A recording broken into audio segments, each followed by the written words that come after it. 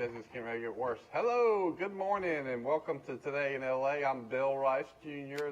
That's Forrest Lee. We're joined on the telephone from Panama City Beach, Florida by Mr. Mike Amos. We hope everybody had a Merry Christmas. Mike, Merry Christmas, Happy New Year to you. I tell you what, it was a wonderful, wonderful Christmas. And of course, when you got people waiting on you, you're sort of fun, You're Santa Claus to a lot of people, Mike. And it was nice being waited on. But we had a wonderful trip to Birmingham and enjoyed grandchildren. It was a lot of fun. Okay, so are you at the beach now, or are you still in Birmingham? I'm at West Panama City Beach. The sun is just rising. It is beautiful, just simply beautiful down here. We've had a couple of beautiful days. It was a wonderful weekend here, weather-wise. It was cold on Christmas Day. Yeah. Well, I know because two of the children got bicycles and scooters and skateboards, and so we had to go out and play with them, and Daddy was cold out there. Well, my little granddaughter, she's got a trampoline, and she's had it, a couple of months, and she always was jumping without her shoes on. And I tried to get her to understand that. And yeah, right, that was part of it, was doing it barefoot. Well, I mean, jumping on the trampoline without her shoes on, you're against that? I am when it was... 20 degrees? I got you. I was thinking when I used to jump on the trampoline, I was barefooted. But that was the summer and spring. When your granddaughter, who is 6 years old, gets what you call the small trampoline that you jump onto the... I don't know what you call it, but I know what you're talking about. But she got that little trampoline that allows her to jump onto an uneven bar. Woo. She's 6 years old and she got an uneven bar. Wow. When I was in college in physical education, we had to take theory and technique of different sports and activities. Well, we took gymnastics. Of course, I had a little bit of a background in stunts and tumbling, but I had to get on the uneven bars and be scored on it. And that's wasn't fun. And you didn't have to do but about a minute routine, but I was ready to come off those bars. But it was... You got a basketball and also got some junior golf clubs. Can you believe that? They play golf in a line. Well, boy, if she can take to that sport, she can play it the rest of her life. That would be fantastic. You're right. And if she can ever get to where she can, break 85, she'll get a college scholarship. You're right. But I thought that was funny. Well, the ranks of the unbeaten have fallen by two teams, and one of them is Coastal Carolina. Did y'all watch that game? Coastal Carolina versus Liberty? Did. The end of the game was something else. Coastal fumbled going in. No, Liberty fumbled to Trying win. to run out the clock. Fumbled on the goal line. Let me say, for people who missed it, Liberty, the game's tied. They drive down the field. All they got to do is score a touchdown or kick a field goal to win. But Coastal Carolina is moving up and down the field in the second half, so they don't want to give Coastal Carolina the ball back. You know what happens when you give Coastal Carolina the ball back, don't you, Mike? You were there, I think. That's right. That's right. A way to score. You saw it in Troy, Alabama. So they were smart. They said, okay, we're just going to fall on the ball at the 2-yard line and then kick a field goal, which will be like an extra point with 3 seconds left, and we'll win the game. They did that one time fine. They handed it to the running back, and he did what he was supposed to do and just fell down. Coastal Carolina was trying to let him score. They weren't even trying to tackle him. Second time, they did the same thing. The guy runs forward. Then it kind of hits him that, I'm not supposed to score, and he slams on the brakes at the inch-yard line. And then one of his linemen comes and hits him from behind to try to push him over the goal line. And then Coastal Carolina said, well, let's strip him, and he fumbles. And the other team gets the ball. Okay, how do I do this? Conference. Hold. Let's say hold.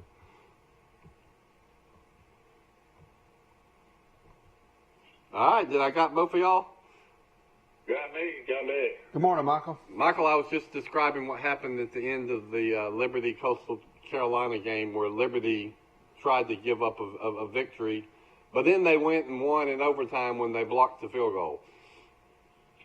Yeah, I was having dreams over that game. I kept on imagining Troy with a dual threat quarterback again, and how exciting that would be to have a guy that can do it all like Malik Willis. I think that's something that Chip Lindsey needs to have again at Troy, a guy that can basically at any point pick up a first down. Yeah. I mean, he was phenomenal. I mean, really was. It kind of reminds me of Jalen Hurts that whenever he runs, he's going to get 8 yards in the first down. How did Bo Nix beat him out? Is that what happened? Yeah, he got in the Bo Nix, Joey Gatewood mix, and ended up transferring to Liberty. I tell you what, all the Tennessee fans had to be watching that game, hoping that they would make the move to get rid of Pruitt and bring in Freeze as their head coach, because they say Freeze really, really wants the Tennessee job. Well, I'd like to see Pruitt get one more year at Tennessee since he's got local ties and, but I think he's looking to have a job right now. we shall see, won't we? I know. Well, I tell you what, I thought that game was incredible, and then I turned over and watched the end of the Miami game, and they pulled Tua. The Dolphins pulled Tua. He was 17 for 22 for 94 yards. Then they brought in Fitzpatrick, who played at Harvard, been playing in the league for about 17 years. The Raiders tried to do the same thing. They tried to hit a knee with Josh Jacobs and actually accomplished it, and then kicked a field goal with Carlson, the Auburn kicker, and 19 seconds to go in the game. And he thought it was over. Dolphins had no timeout, and Fitzpatrick gets just mauled, turned his head backwards, and hits the guy wide open. And then next thing you know, they tack on another 15 yards because of the face mask, and they kick a field goal and win at the end of the game against the Raiders. So those were two crazy games back to back. Right. Sure was. I saw the preview of it. That was something. Yeah. You know, from Auburn, the kicker from Auburn never missed a field goal or extra point, and he missed one. Yep. Yeah. I saw several missed extra points in NFL games yesterday. Yeah. I don't know why they. Well, it's 35 yards back now, you know, when they kick it. And, that's a little different than it's been. And, of course, you said again, the bowl game that's been canceled, what was it? It's the Missouri Iowa game. The Music City Bowl has been canceled because of COVID issues with Missouri. Oh, boy. Missouri Iowa Music City Bowl. That's a shame, because I know UAB was trying to find somebody to play. They're, out of all the Conference USA teams, they win the championship, don't even have a game to play. Yeah, that would have been good to let UAB play them. You're right. Well, UAB's probably already dismissed their players, and it'd be hard to reel them back in because you're supposed to play probably this weekend. Yeah. I tell you, it scares me about, just how easy it is to cancel a game. It's scary. They play Wednesday. If the Alabama canceling it out, there's a problem there, They're forced to. If there's a certain number, is that right? Well, Mike, what the committee has decided, if any of those four teams, Alabama, Notre Dame, Clemson, or Ohio State, if any of those teams have COVID issues, they're going to delay those games. They're going to reschedule them. They want those games to happen. If you have a COVID issue, they're going to reschedule those games. That was an article written last week. Well, if you think about it, it's really nothing in its way. I mean, they could wait to March if they had to. You know what I'm saying? Yeah, that's true. That's just up to them. The players are probably a little tired. The players have been practicing since August. Some of them just got to be tired of football and want to see their family by now. But, if that happens, a canceled game It'll probably happen with Ohio State because they've got more intense, stringent protocols in the Big Ten than anywhere else. They did have a rule that you had to sit out 21 days if you had COVID. They changed that to 17, and then they have, if you have a contact with a person who has COVID, you don't have it, you're negative, but they still make, for contact tracing, they make you sit out for 21 days. So that's why you had all these Big Ten games canceled. It's these protocols the Big Ten came up with. They're tougher than the other conferences. You know, we're supposed to play Friday. That's the Big Four play Friday. God, I can't believe it. Friday. I mean, and Alabama's players, Michael, didn't they all went home for Christmas scattered across America. Yeah, I'm sure they're getting temperature. So good. You hadn't heard of any accidents or any travel issues. It seems like everybody's back. So I was worried about that as well. You know, Alabama, Notre Dame's coach made a good point that he said, no, we're going to keep our players on campus because our players are all over the country. Notre Dame recruits nationally. So everybody that would want to go see their parents, pretty much, they don't live in Indiana. They'd have to fly to California or Texas or something. They'd all have to go on airplanes, which is people are afraid of. Right. So he said, no, we're going to keep them over Christmas. But I was thinking about it, Alabama's about the same way now. I mean, they're recruiting this from all over America. People go. They just landed their 7th player in the 2021 recruiting class out of Texas. Yeah. I saw that. That's amazing, isn't it? 7 players in Alabama's signing class for next year from the state of Texas. Yeah, there was an article from an A&M player said, you need to stay in state. Don't go out of state, but tough. Yeah. That's what they told Devontae Smith from Louisiana. And, Alabama's got technically 3 of the top 5 players in the country in the Heisman. Only 4 will go. It'll be Mac Jones, Trevor Lawrence, Devontae Smith, and Kyle Trask. I guess it's going to be a virtual Heisman. So they're not going to New But York they City. said that Najee Harris did finish 5th. So they had 3 of the top 5. And has that ever happened again? It has, and I've got that information here. It's happened about 6 other times. 3 of the top 5 from one school? Well, it's happened in 1946. Army had Glenn Davis, Doc Blanchard, and Arnie Tucker, and Glenn Davis won it. And it happened again in 1973. John Hicks, Archie Griffin, and Randy Gradshear finished 2, 4, and 5. And then in 74, 75, Archie Griffith, he won it, but he finished actually 4th in 1973.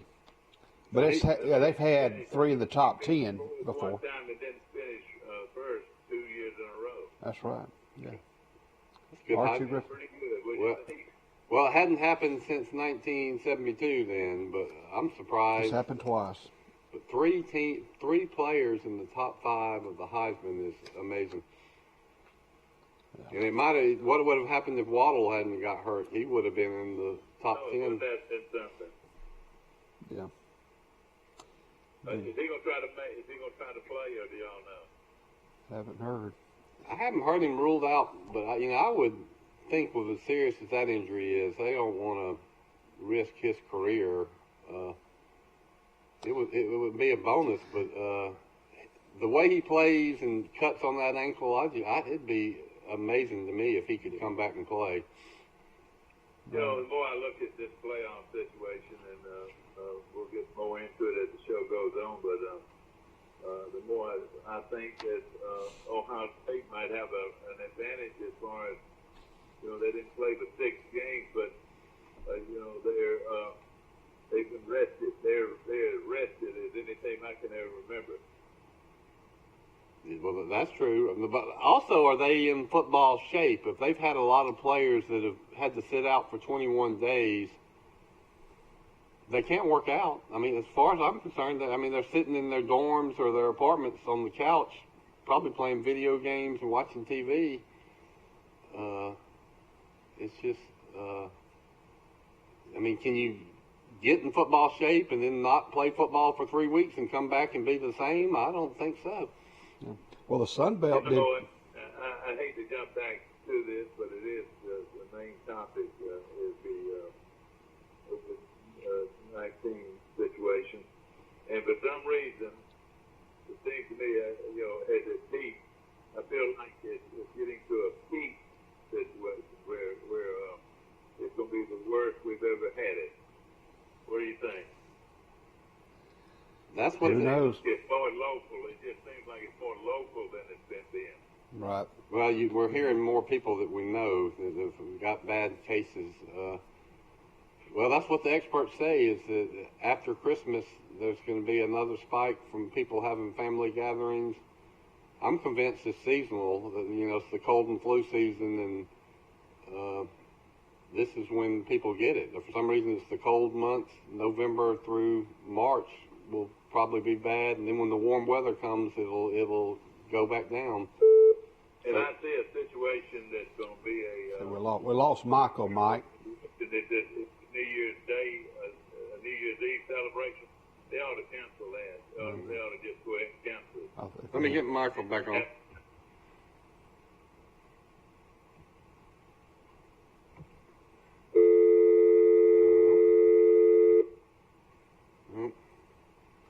We're back on the wheel. Well, I We lost Michael. lost Michael I'm again. going to let Forrest do it next time. No. You don't. Is that the instructions there? Yeah, I did it right. Line 1, hold. You did it right the first time. Pick up 2, hold. He'll call back here in a minute. The Sun Belt did really good in the bowl season Hold on, let overall me try so to far. get line 1, hold. Pick up 2. Hold on, hold. Conference 1. Conference 2. Y'all There we there?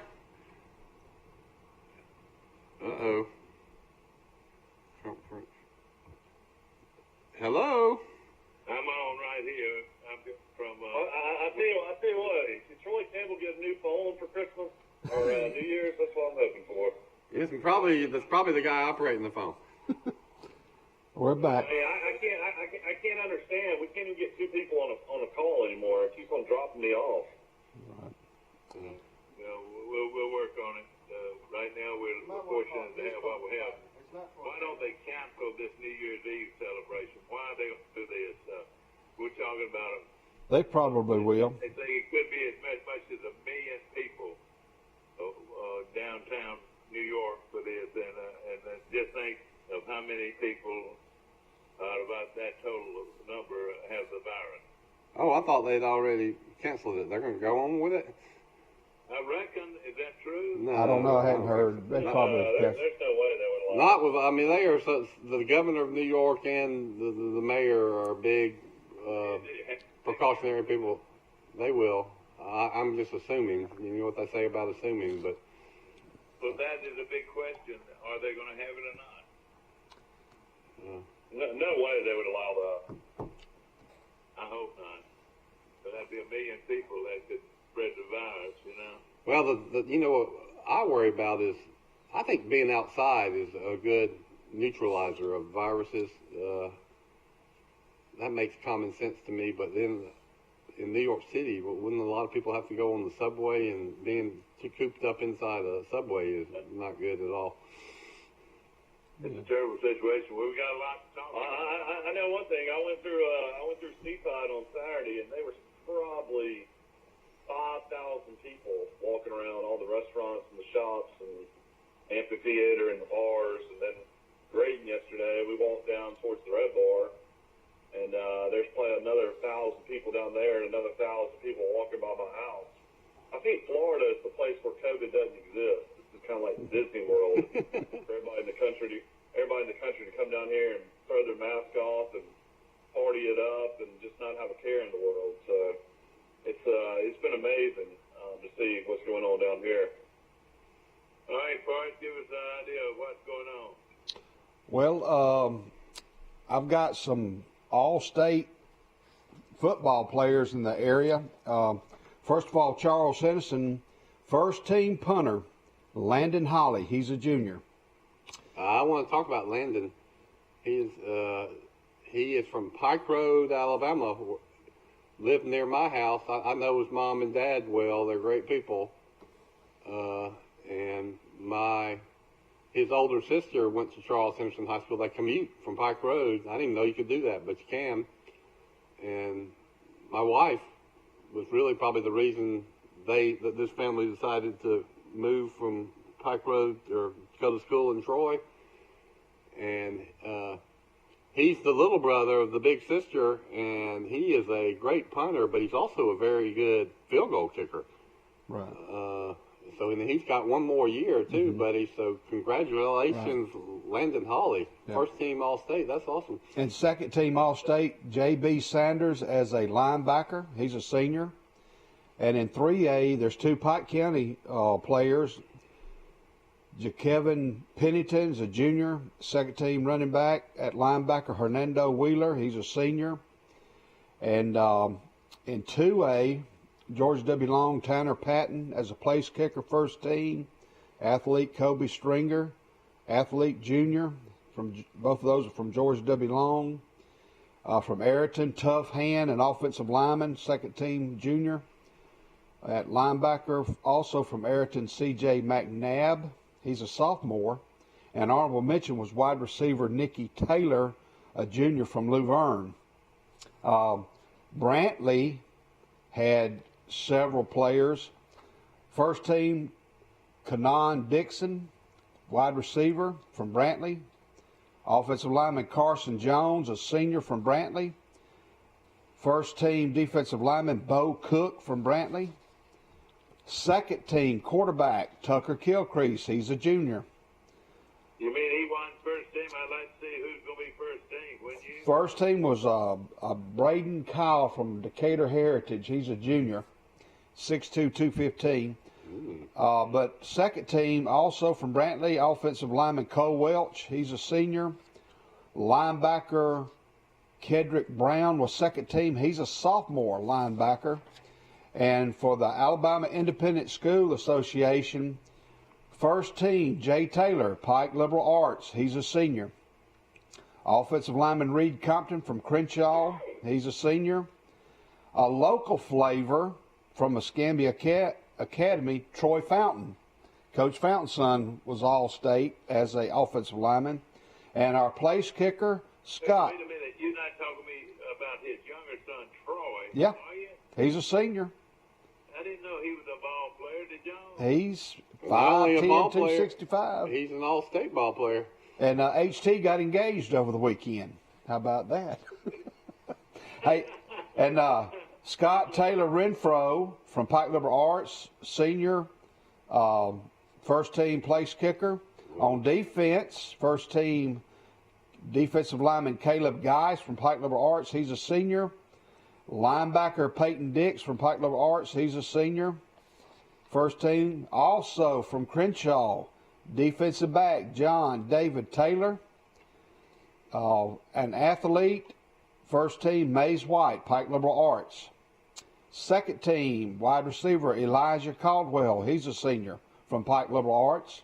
Offensive lineman Ryan Barnes, 6'7", 345 from Pike Liberal Arts, his second team.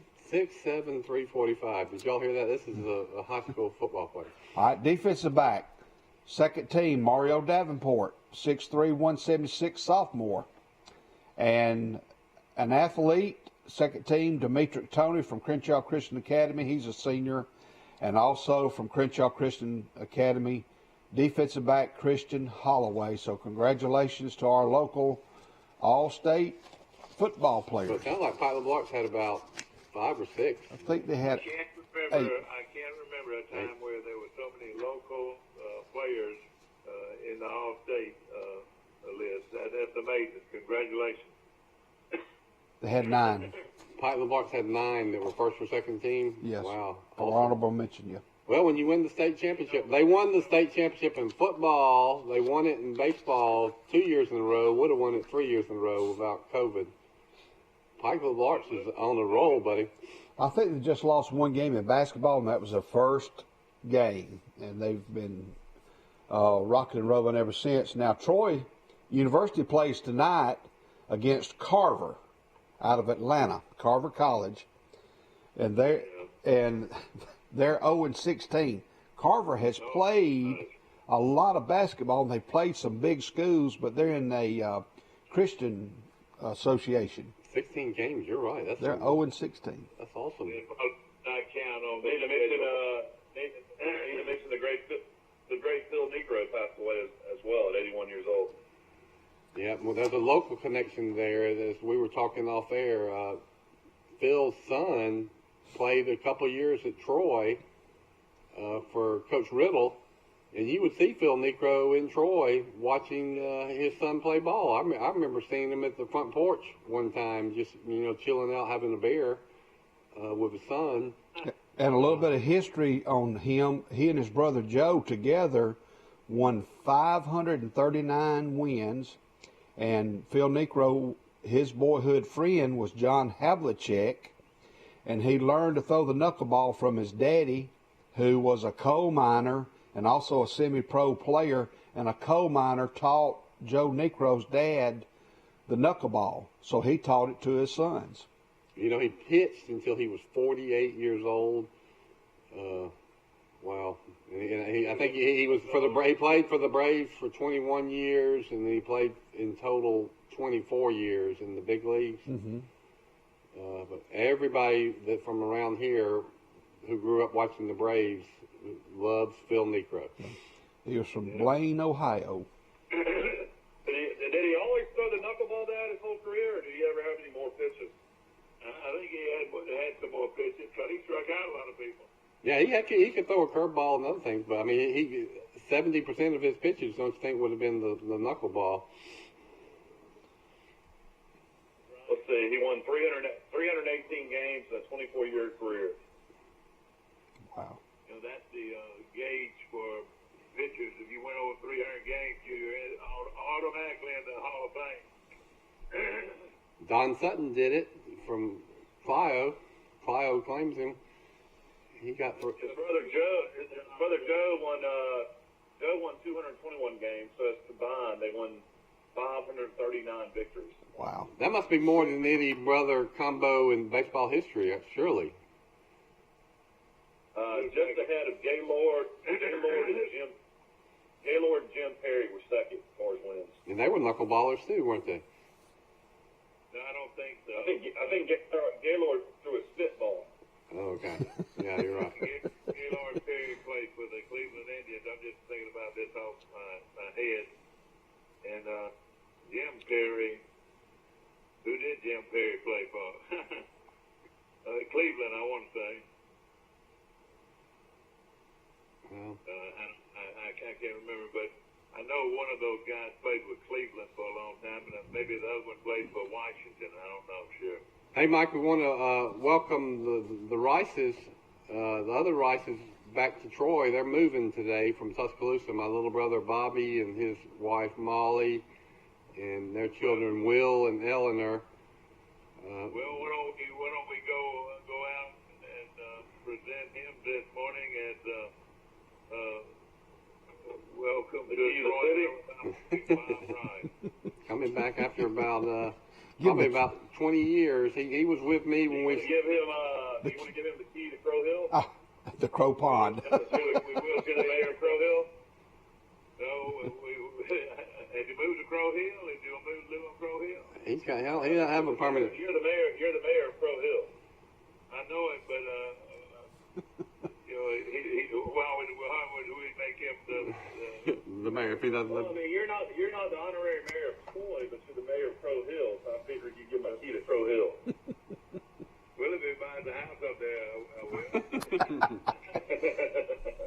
Well, he's going to be the publisher of the Troy Messenger, so if he sells a lot of ads and subscriptions, he can afford a house on Crow Hill. Well, I will say this, that we will recognize him at this day as Bob Rice Day in Troy, Alabama. Well, that's right. Claim that this is self-proclaimed Bob Rice Day in Troy, Alabama. And talk about Bob Rice, Bill. Where'd he go to high school? Well, he is 2.5 years younger than me. I graduated from Charles Simpson High School in '83. Bobby graduated in '86. He was in the class with Ross Jimwright, Sam Drake, Little Danny Lee, Chris McCracken, Carmen Beard, are some of the people that were in his class. Kent Hendricks, moved away from Troy, was a good buddy. Sam Drake. And then he went to Troy University. He was an SAE at Troy University. And then he was in sales for several years. And then when I was about 29 years old, I said, well, I want to start a newspaper because the Troy Progress had closed. That's why I said, well, Troy had the Messenger and the Progress. I said, we can support two newspapers. And I'd been in the newspaper business. I'd worked for the Progress and the Messenger, and I'd worked for the Chamber of Commerce for a while, and I said, let's start a newspaper. And so I got Bobby to be my ad director, since he had that good sales personality. He had never worked for a newspaper in his life. And so for 3 or 4 years, we ran the Troy Citizen, and then he left Troy and went to work for the Montgomery Advertiser, and then he bounced around to a lot of Gannett newspapers all over America, Dallas and Lafayette and Naples, Florida. And then eventually he went and was the general manager of the Tuscaloosa News, and that was bought out by Newhouse newspapers in Gannett, the big corporate operations. And he knew Mr. Boone, that owns the Boone newspapers, all the small town papers that, like the Messenger. And they said that they had an opportunity. Stacy was wanting to move back to her home state of Mississippi, and they worked out a deal. And so Bobby gets to move his family back to Troy like I did 2 years ago. He's got a 9th grade son and a 6th grade daughter, and they'll get to grow up in God's country in Troy. That's great. And I tell you what, he's a fine one. I tell you another thing. He was the middle brother. You were the middle brother. No, you were the oldest. Yeah, he was the baby that got away. By the time he was the third of 3, and by the time he came along, just mom and dad were too tired to discipline him, and so he got away with. But he was a good football. He was the captain of the Charles Simpson football team. He was an offensive lineman and played a little defensive line, kind of like Mike Amos. He was a big guy. He was a big guy. I know that. And he's super excited to be coming back. So everybody will remember. A lot of the old timers will remember Bobby, but be sure to welcome his children and his wife Molly. His wife Molly is a beautiful. Where's she from? No, they went to public schools.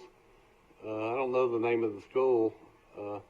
They lived about a mile from Nick Saban's house. So I went to Bobby's house last year, and he told me where Saban lived, and I thought it would be secluded. You wouldn't be able to see it, but you turn into this little subdivision like Crow's Hill, and it's the first house on the left, 40 yards back from the street. You can see it fine. Where's his wife Molly from? Where's her hometown? Lafayette, Louisiana. Lafayette, Louisiana. Bobby was the ad director or classified director of the Lafayette, Louisiana newspaper, and that's where he met Molly. He worked at. I will tell you this to surprise you. Nick Saban shares a grandchild with a couple that lives on Crow Hill. Can you believe that? No. Tell me more. Well, I don't think. I just know this: that the grandchild is the people on Crow Hill is the same grandchild as Nick Saban. And either his son or his daughter, and they both got children. That's right. Well, Saban's house. I don't think I knew that story. Well, a lot of people probably don't. I probably haven't been in sharing it, but at the same time, it was interesting. Saban's house, you can see the. They know him in another way, and they say a real good grandfather. His house is accessible from the road. You see it from the street. But it actually backs up to Lake Tuscaloosa. There's some woods behind his house, and I've watched videos of Saban inviting the whole team and the freshmen over to his house in the summer. And then he always takes them on his pontoon boat tubing on Lake Tuscaloosa. But there's some little trails behind his house, and they've got golf carts, and you can wind back behind his house about 100 yards and it goes down to Wow. the lake. Did anybody watch Brian Harsin, the new Auburn coach's press conference? Did anybody catch that? No, I but didn't. tell us about it. I read about it. Did he do well?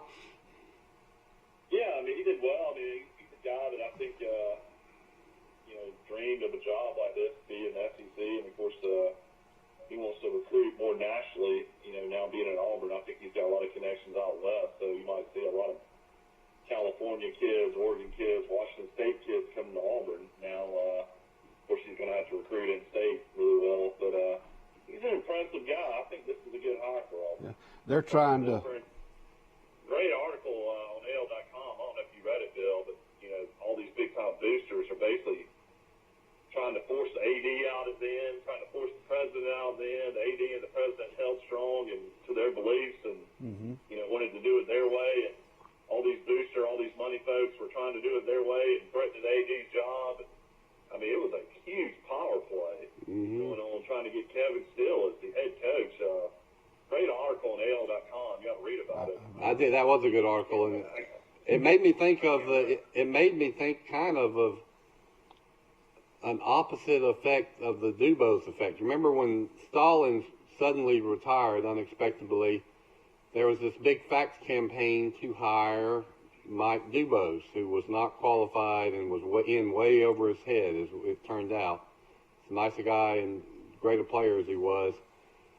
Well, that's why the athletic director buckled and hired Mike Dubose. Well, the opposite happened at Auburn. It got out that they were going to hire Kevin Steele, and per this article, the response from the Auburn people was, "We do not want Kevin Steele as our head coach."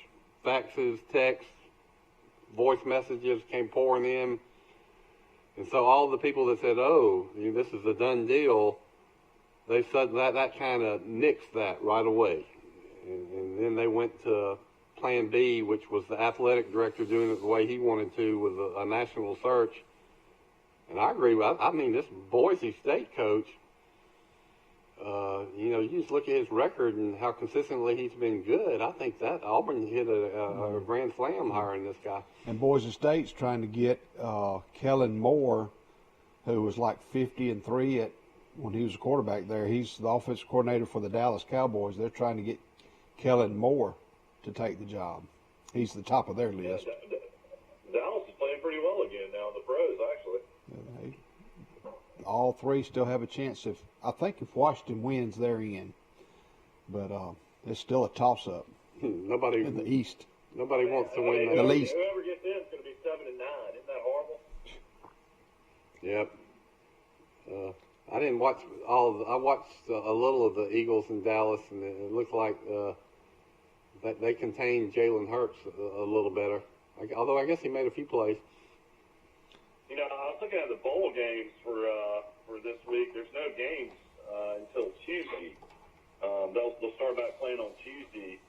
I don't know. Did y'all give a recap of the week? I've got the scores. Georgia Southern defeated Louisiana Tech 38-3. Memphis defeated Florida Atlantic 25-10. Hawaii 28, Houston 14. Buffalo 17, Marshall 10. Of course, Liberty 37, Coastal Carolina 31. We had Louisiana 31, University of Texas San Antonio 24. And Georgia State 59, Western Kentucky 21. So the Sun Belt went 3-1. The Sun Belt was 4-0 until. So the Georgia State quarterback is from Calera, and that guy is a big-time quarterback. I called Dad. I was watching the game. He was making throws like an NFL quarterback, and this kid's only a redshirt freshman. Man, I wish Troy would have gotten him. You know who his high school coach was? Andrew Zell. Andrew Zell. Andrew Zell, I think, has done well as a coach, hasn't he?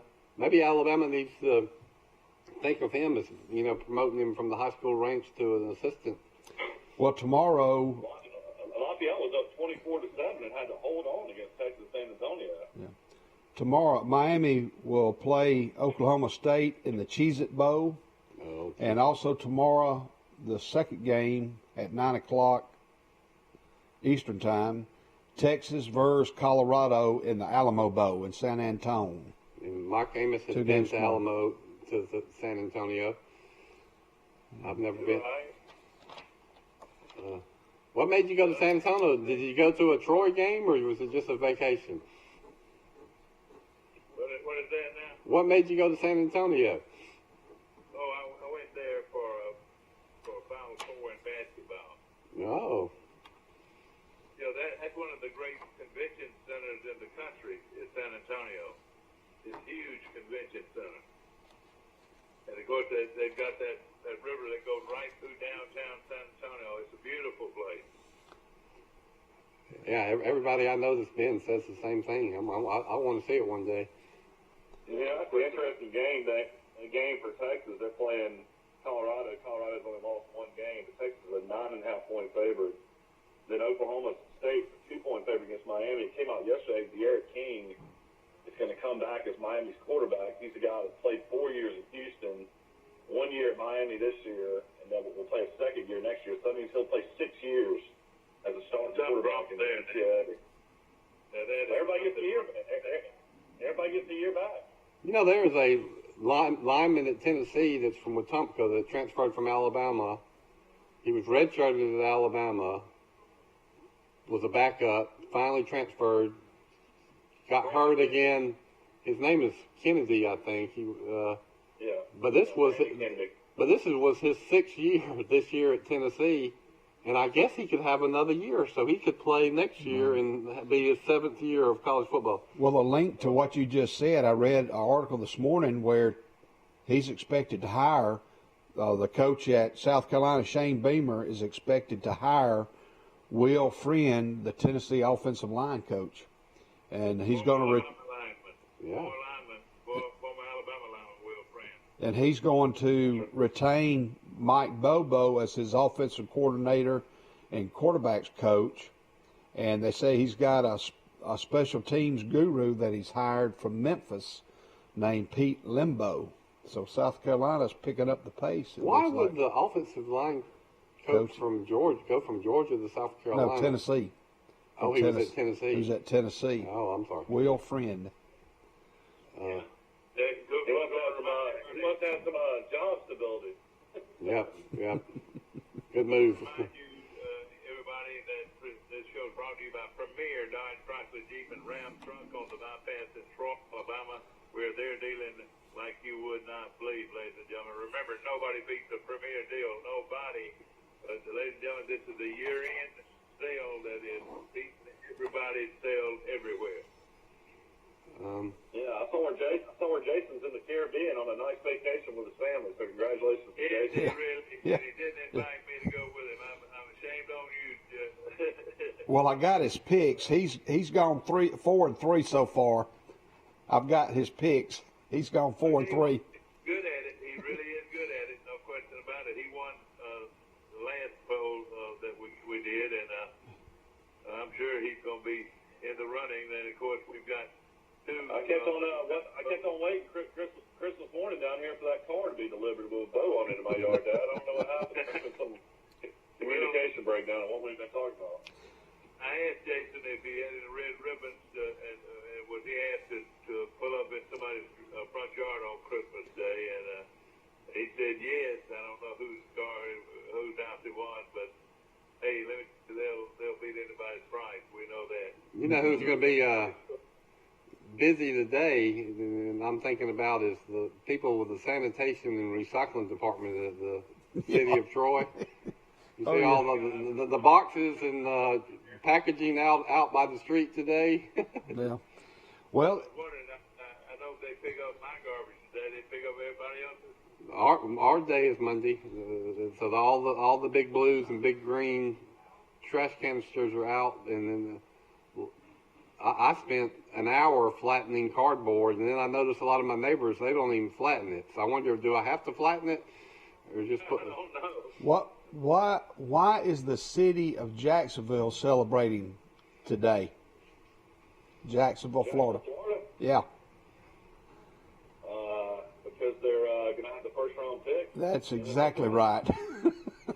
the Jets won, so that automatically makes Jacksonville with the opportunity to pick the number one player in the draft. And That'll be the Trevor. Yeah, they say he is a generational player, and I believe. I'll make him happy too. He's from Georgia, so I won't be a bad drive for his family. Yeah. Oh yeah. That's. Well, y'all want to take a coffee break? Sure. Well, let's take a coffee break. You're watching Today in LA. We'll be back in a few minutes. Steve might not be up there watching. Here he goes.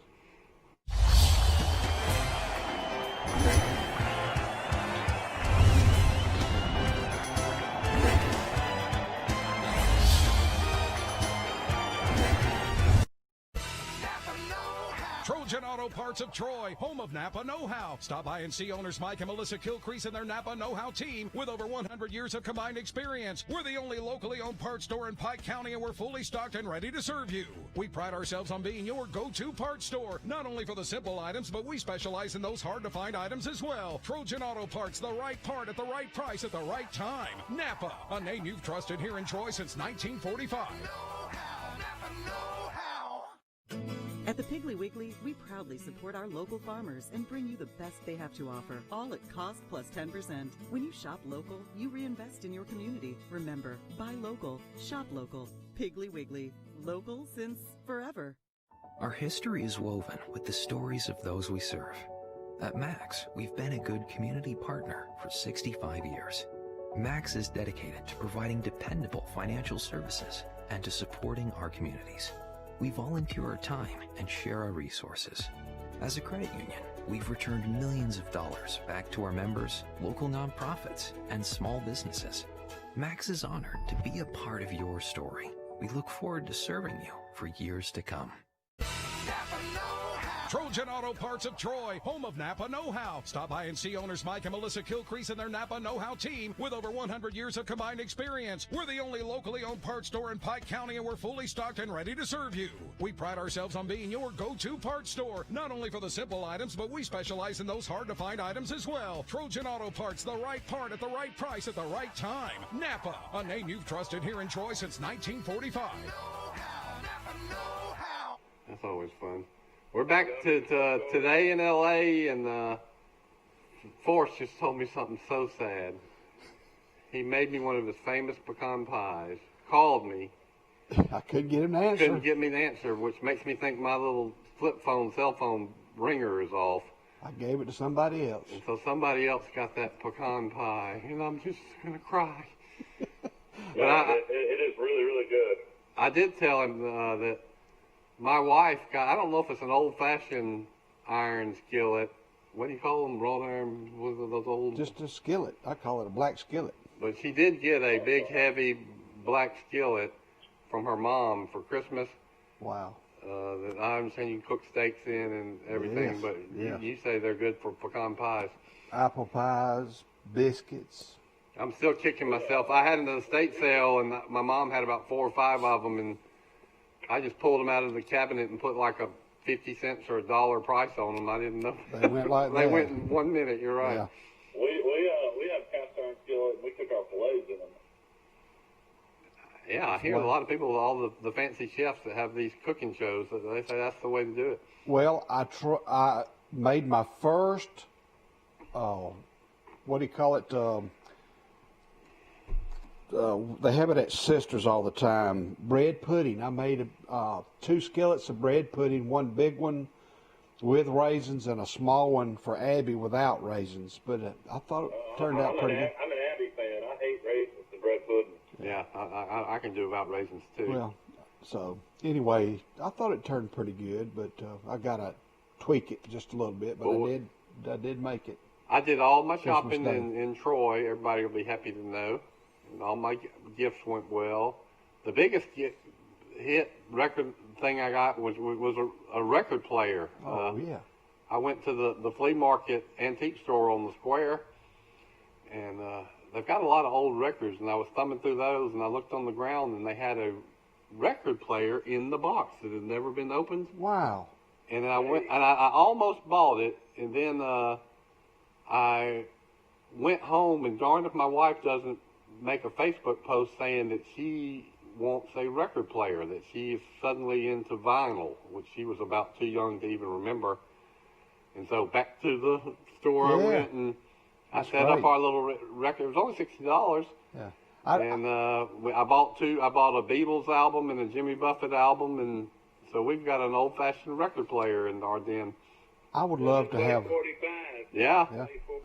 Yeah. Yeah. It's got the little adapter. You remember those? I want to just play albums, but it could play, and it's got a radio that works good. Wow. So you got a steal there, man. You really did. I like that store downtown. You're right. Yeah, you can find some. I got several things there. Maggie got a bunch of marbles. They sell marbles for 10 cents, and 10 cents for a marble. and we ended up getting about 25 marbles, some good old cookbooks, and then we went to the Juliet's place, the pink parlor, and Glow, Birds Drugs. Man, that's the way to do it. They'll gift wrap for you, and all of my little presents were big hits. That sounds great. Shop in Troy this Christmas. But they told me, I was watching the secret. It's a secret that y'all might not know that Mama Goldberg, has a wonderful place for sub sandwiches and chili and a lot of other great dishes. Don't they sell Miss Cinco's? They sell some kind of goodies that Miss Cinco makes. Not anymore. They don't do that anymore. Okay. You know that. Mama Goldberg is building is going into their second store very soon. So they're gonna have two restaurants before long. Mama Goldberg. I love Mama's Goldberg. I love its location and its decor and ambiance. And every time we go, the kids want to play on the square. You know what they do, Mike? I bet you used to do this. Michael too. They like to play on the statue. Run around and climb and then run around the square. So whenever we eat, we go and spend about 20 minutes just playing on the square. And I can remember doing the same thing when I was 5 or 6 years. We would go to the Riverside. Wasn't that it? The Riverside restaurant at night, and then my parents would let us run out and play on the square while they were finishing up eating. There we go. Some things never change. Troy doesn't have any of the old stores anymore. There's no more Stanton's. There's no more Oliver's. All those are gone. Rosenberg's. Yeah, that's true.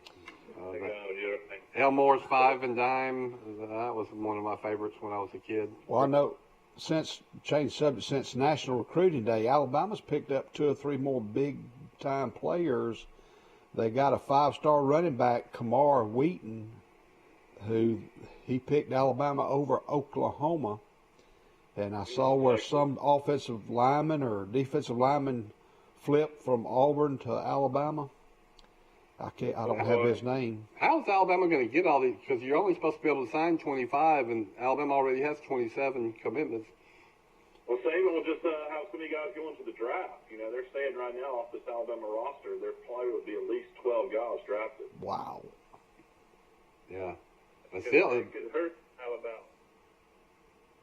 Well, you said it was going to hurt them last year, but Alabama just reloads.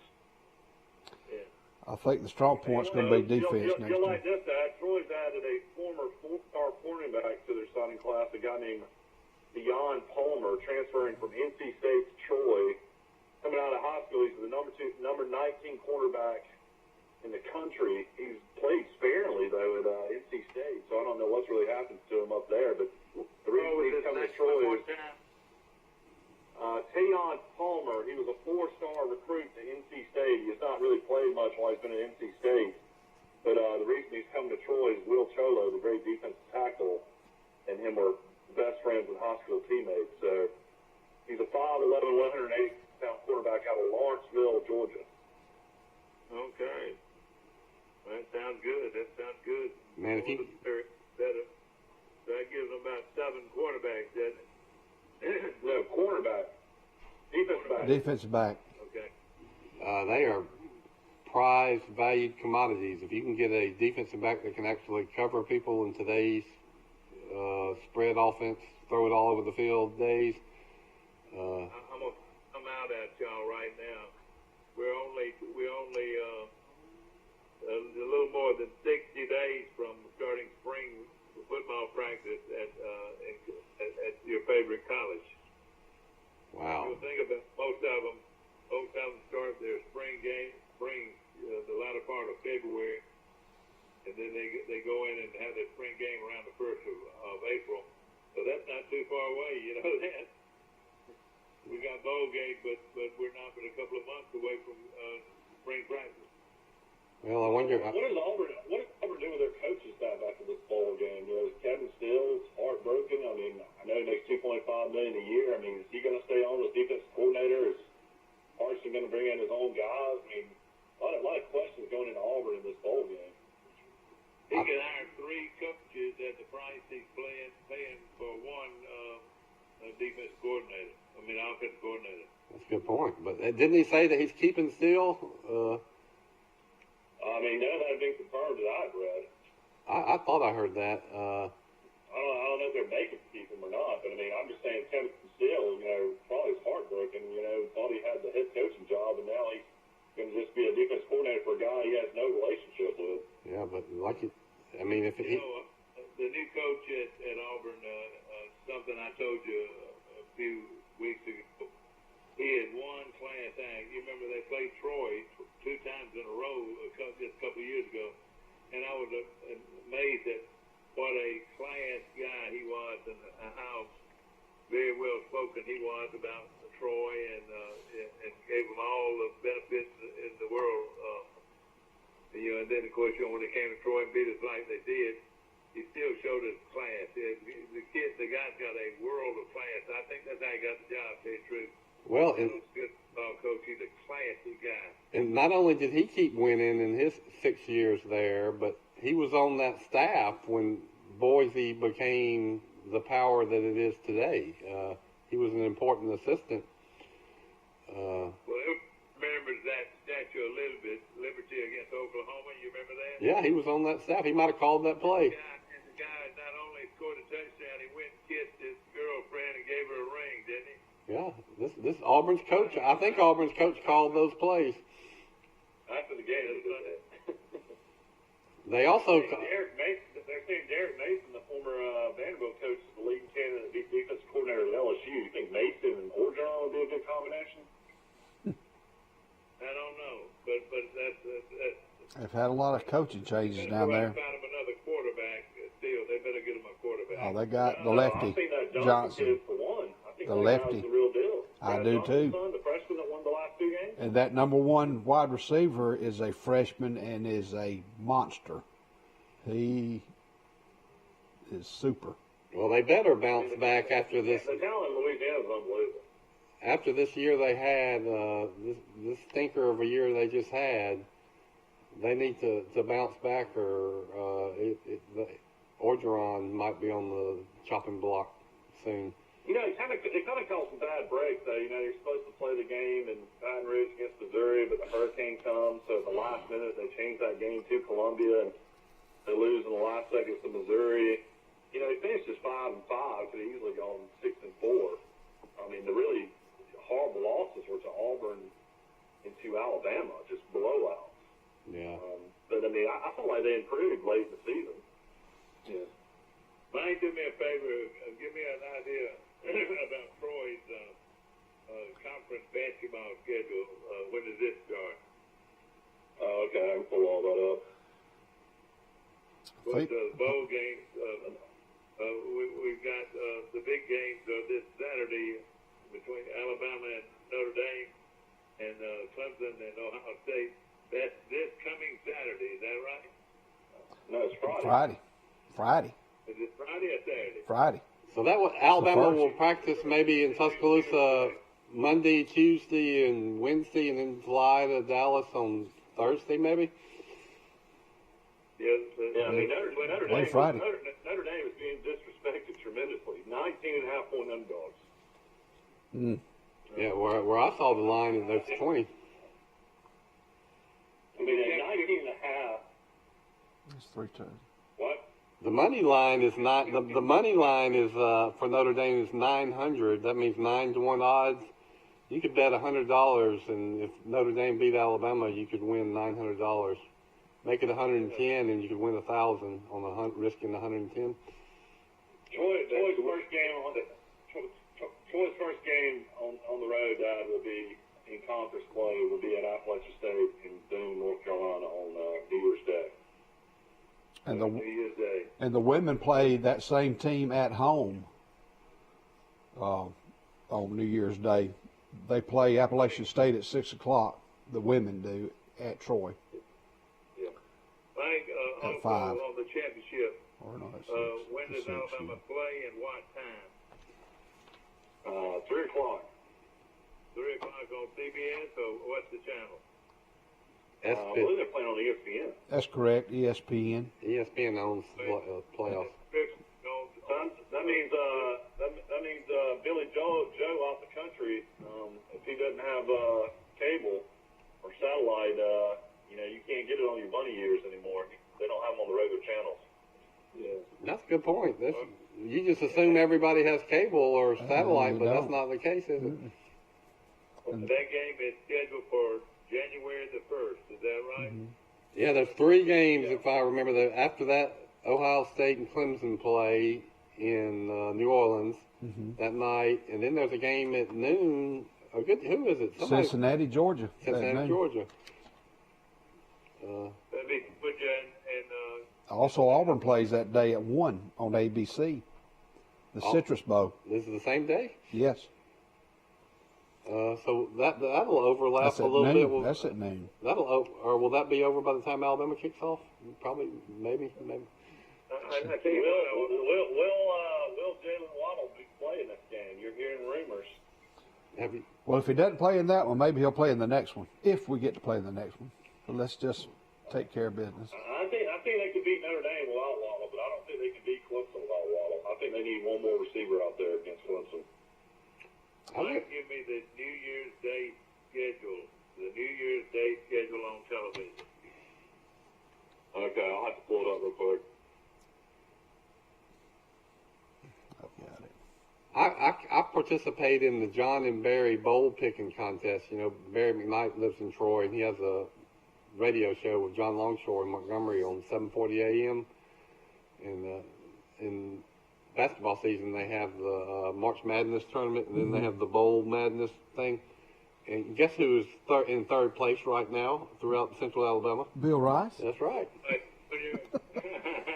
I've got 8. There've been 10 games, and I've got 8 of them right so far. So the guys, there's 2 guys tied for first who've got 9 right, and then I'm tied for third with about 15 people. Okay. January 1st, you've got at 11 a.m. on ESPN, Georgia against Cincinnati. Georgia's the 7.5-point favorite.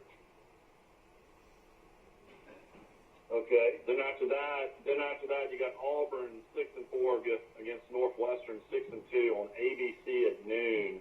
Northwestern is a 3.5-point favorite against Auburn. I can't believe that. Georgia's had several players to opt out, or they're injured. They had that last year. They all go pro instead of playing in the game. Yeah.